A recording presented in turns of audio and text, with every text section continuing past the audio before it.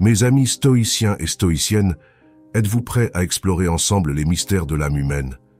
Je sais que certains profils complexes peuvent parfois nous échapper, mais je vous promets qu'ensemble, nous trouverons les clés pour les comprendre et les accompagner vers la lumière.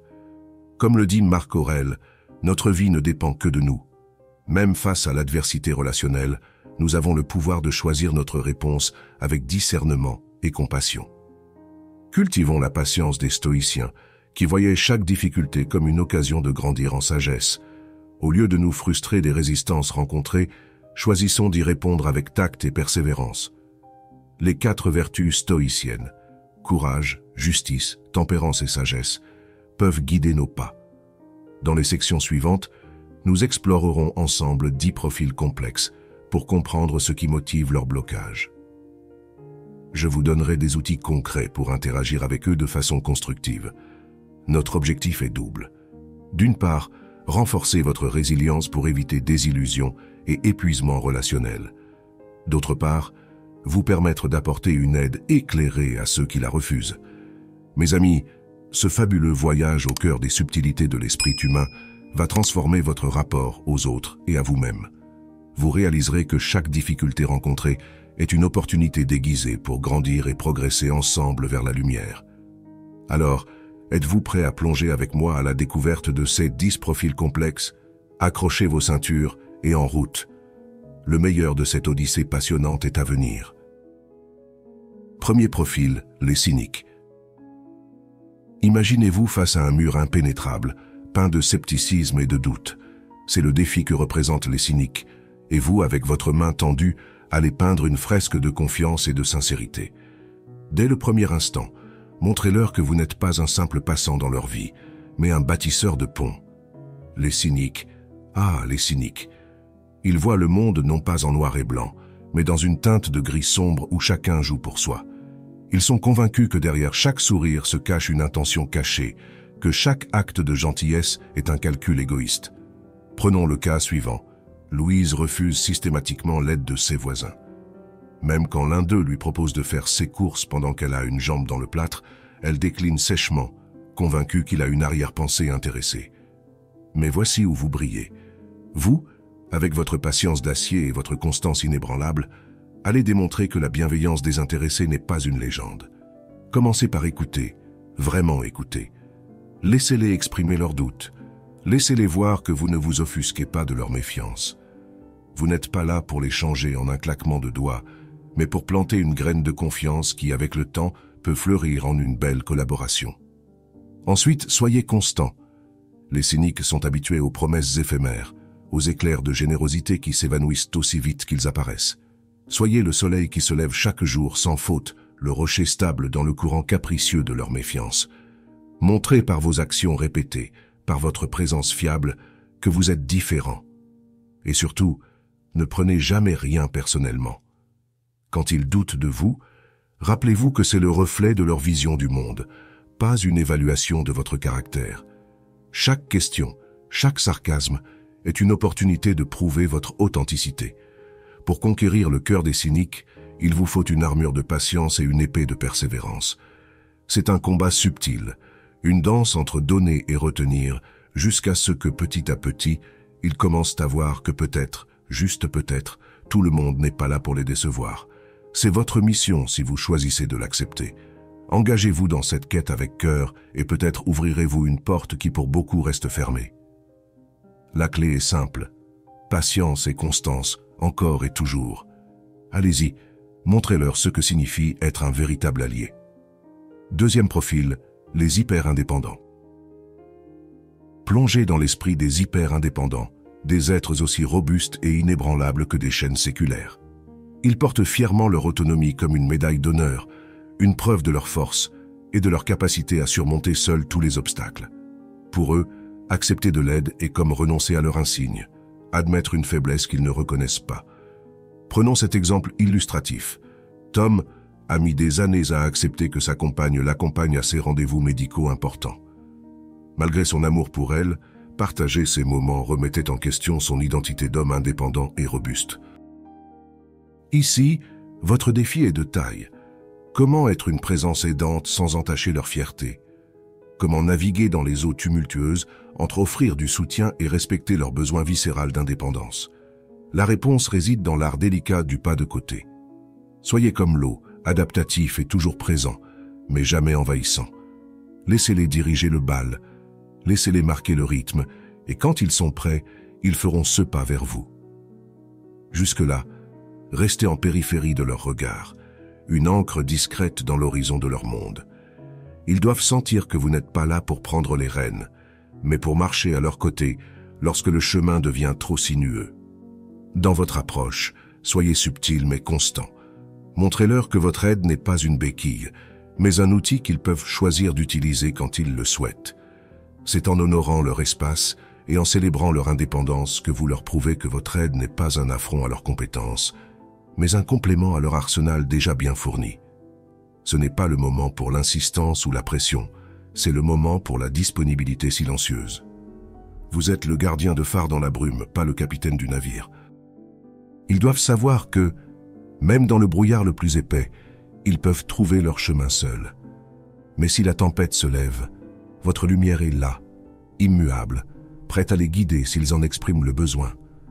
Alors, tenez-vous prêts, avec tact et discrétion, pour ces esprits libres et sauvages.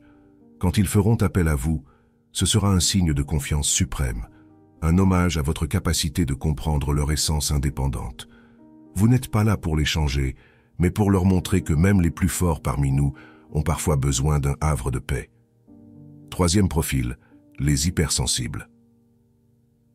Imaginez-vous au bord d'un lac dont la surface est si délicate que le moindre souffle peut y dessiner des ondes.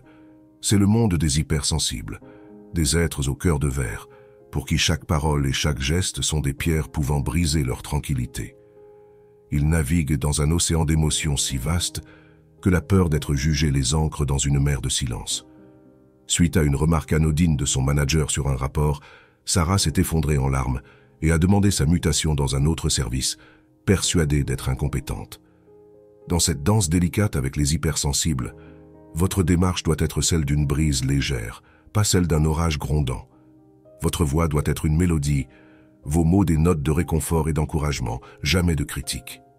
Car c'est dans la douceur que vous les aidez à ouvrir leur voile, et c'est avec la tendresse que vous les guidez vers des eaux plus calmes. Pour les toucher, pour vraiment les rejoindre, vous devez être l'artisan de la patience. Tissez autour d'eux un cocon de sécurité où la peur du jugement n'a pas sa place. Ils doivent sentir que chaque fibre de ce cocon est tissée avec respect et compréhension, que chaque maille est un refuge contre la tempête du dehors. Montrez-leur qu'il n'y a pas d'attente, pas de pression. Votre aide est un cadeau offert sans condition, un espace où ils peuvent être eux-mêmes sans crainte. Votre présence est celle d'un gardien bienveillant, pas d'un juge. Vous êtes là pour illuminer leurs forces, pas pour mettre en lumière leurs craintes. Quand vous approchez un hypersensible, faites-le avec la délicatesse d'un peintre qui choisit ses couleurs avec soin, conscient que chaque teinte a un poids, que chaque pinceau peut être un geste de trop. Laissez-les peindre leur propre tableau de confiance à leur rythme, offrant juste assez de lumière pour qu'ils puissent voir les nuances de leur propre courage. Ensemble, dans cette symphonie de sensibilité, créez une harmonie où la confiance peut fleurir. Soyez l'ancrage sûr dans leur tempête émotionnelle, l'épaule sur laquelle ils peuvent se reposer sans crainte de tomber. Et rappelez-vous, dans le monde des hypersensibles, la plus grande force est celle de la douceur. Quatrième profil, les déprimés chroniques. Dans l'ombre des jours sombres, marchent les déprimés chroniques, portant le poids d'un ciel gris sur leurs épaules. Imaginez une fatigue si profonde qu'elle éteint la lueur d'espoir, une érosion émotionnelle qui rend chaque geste de soutien aussi lourd qu'un rocher. Prenons cet exemple. Depuis des mois, les appels désespérés de la sœur de Pierre à celui-ci pour qu'il consulte un psychologue restent lettre morte, malgré l'aggravation de son état. C'est ici que votre lumière doit briller, non pas aveuglante, mais comme une lueur douce de patience et de persévérance. Pour ces âmes épuisées, le temps n'est pas un ennemi mais un allié. Laissez-le couler comme un ruisseau tranquille, apportant avec lui la promesse de jours meilleurs. Votre soutien ne doit pas être une exigence mais une constance, une présence qui ne fléchit pas sous le poids du désespoir. Semez vos encouragements comme des graines sur un sol fertile. Ils peuvent ne pas germer immédiatement, mais avec le temps et votre irrigation régulière de mots chaleureux et d'actions bienveillantes, vous pourriez voir la floraison d'une force nouvelle chez eux. Votre rôle est de répéter encore et toujours que chaque petit pas est une victoire, que chaque jour est une nouvelle chance, et que, dans l'océan de leur tristesse, vous êtes une bouée de sauvetage, toujours à portée de main. 5e profil, les rebelles par principe. Affrontez les rebelles par principe, des esprits indomptés qui érigent des barricades contre toute forme d'autorité. Ils voient dans chaque directive un défi à leur indépendance, dans chaque règle un filin qui cherche à les entraver. Pour ces combattants de la contre-culture, l'assistance ne doit pas se présenter sous les traits d'un commandement, mais plutôt comme l'écho discret d'une inspiration. Exemple concret, lorsque sa mère lui a suggéré d'arriver à l'heure à son premier rendez-vous professionnel, Léa a fait exactement le contraire par esprit de provocation. L'art de les guider est semblable à celui du judo. Utilisez leur propre énergie pour les orienter doucement vers la collaboration.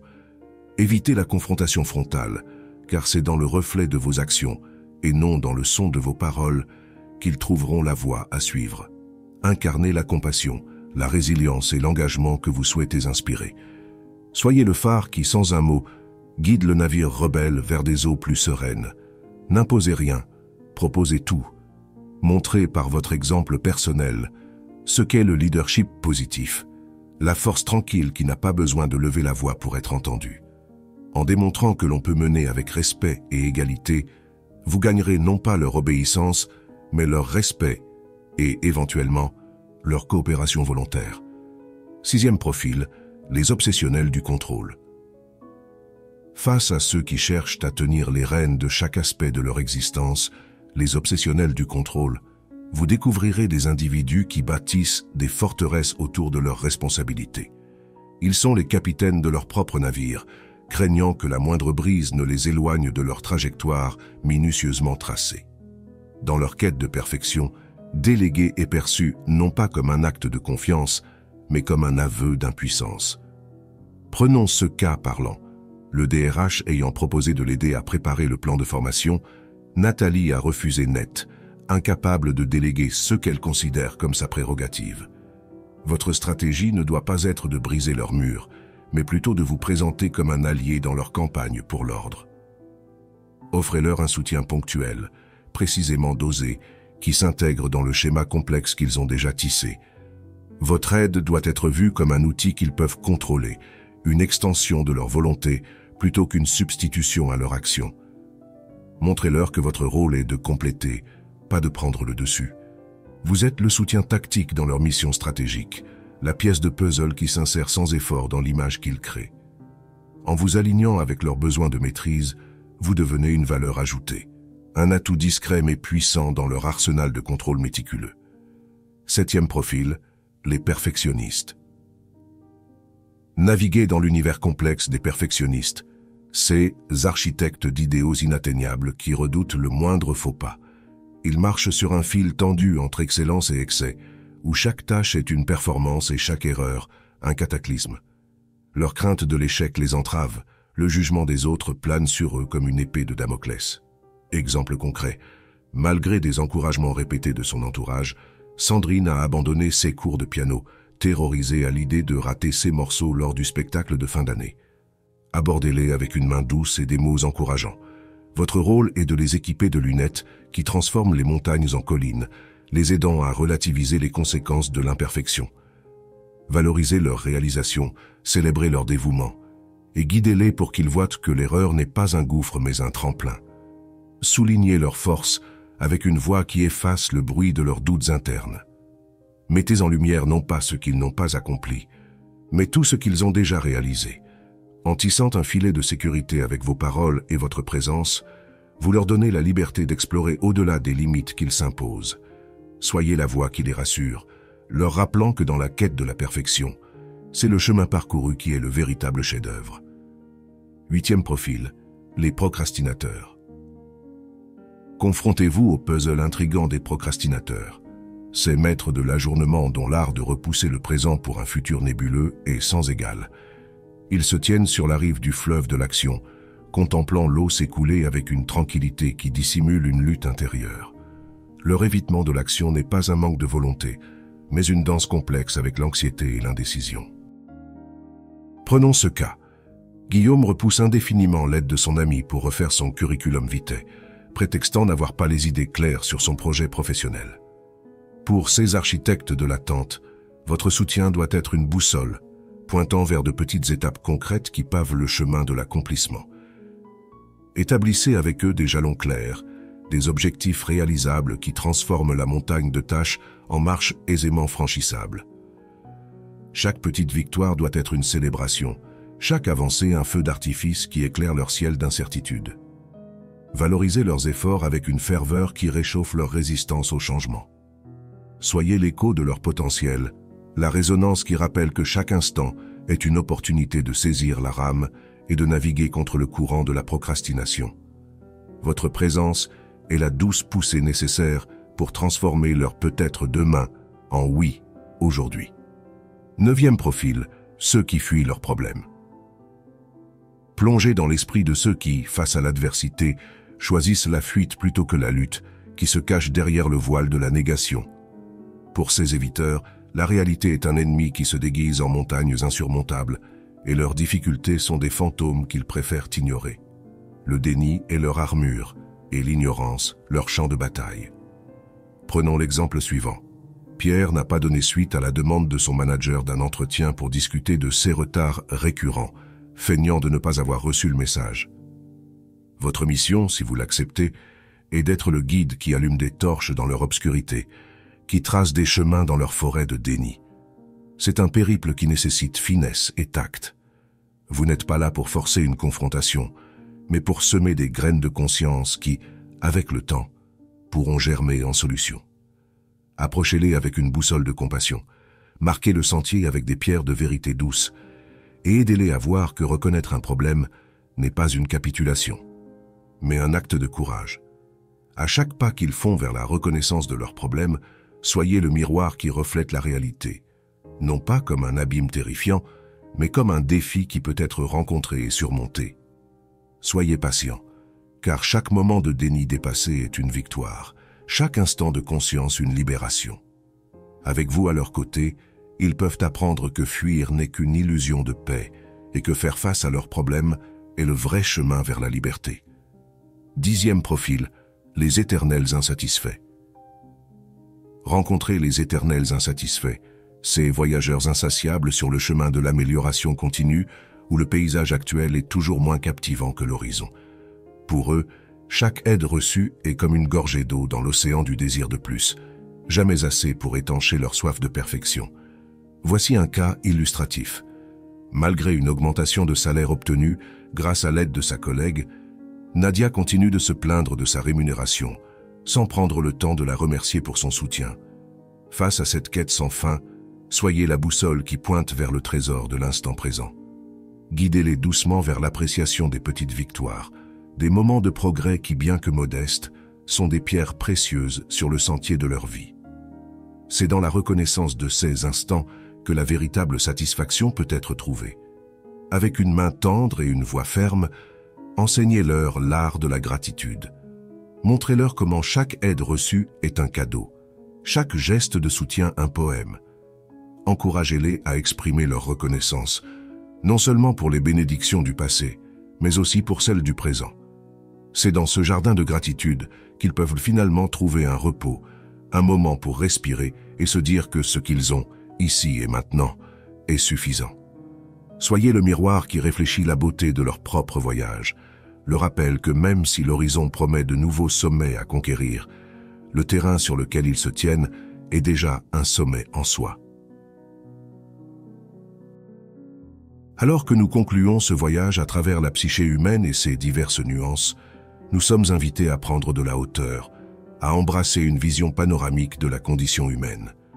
Chacun de ces profils, le cynique, l'hyper-indépendant, l'hypersensible, le déprimé chronique, le rebelle, l'obsessionnel du contrôle, le perfectionniste, le procrastinateur, l'éviteur et l'éternel insatisfait, est un univers en soi, avec ses lois, ses craintes et ses besoins.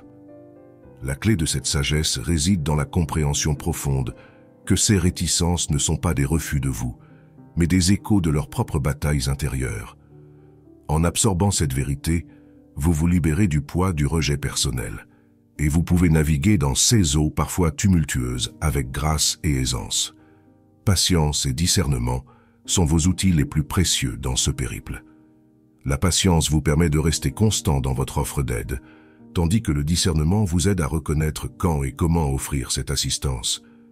C'est une danse délicate, un équilibre entre l'engagement et le détachement, qui nécessite une sensibilité au rythme subtil de l'âme humaine. Et pourtant, malgré votre meilleure volonté et vos efforts les plus sincères, il y aura des moments où les barrières resteront inébranlables, où le rejet sera la seule réponse rencontrée. Dans ces moments, l'acceptation de vos propres limites devient un acte de courage. Comprendre que vous ne pouvez pas être le sauveur de tous vous permet de repositionner votre énergie vers ceux qui sont prêts et désireux de recevoir votre aide. C'est dans cette acceptation que réside votre paix intérieure. Il est essentiel de reconnaître que chaque personne est un voyage en soi et que parfois, le plus grand cadeau que vous pouvez offrir est l'espace pour que ce voyage se déroule à son propre rythme. Cela ne signifie pas que vous abandonnez, mais que vous honorez le processus unique de chacun. Votre capacité à offrir de l'aide sans attente de reconnaissance est le véritable baromètre de votre altruisme. Dans ce tableau d'humanité, souvenez-vous que vous aussi, vous êtes un personnage vibrant. Votre voyage est tout aussi important et prendre soin de vous est aussi crucial que de prendre soin des autres. Alors que vous tendez la main, assurez-vous que votre autre main est posée sur votre propre cœur, vous rappelant de vous nourrir avec la même compassion que vous offrez librement. Enfin, sachez que chaque interaction avec ces profils est une leçon, une opportunité de croissance pour vous et pour eux. Vous êtes à la fois l'enseignant et l'étudiant, le guérisseur et le guéri. Chaque échange est un fil dans le tissu complexe de la vie, chaque expérience un pétale dans le jardin de l'existence partagée. Emportez avec vous la sagesse acquise, la force trouvée dans la patience et la sérénité découverte dans l'acceptation. Car dans le grand ballet de l'aide humaine, chaque pas, qu'il soit accueilli ou non, est une partie de la chorégraphie divine de nos vies interconnectées. Que vous trouviez la joie dans l'acte de donner et la paix dans la sagesse de savoir quand reculer.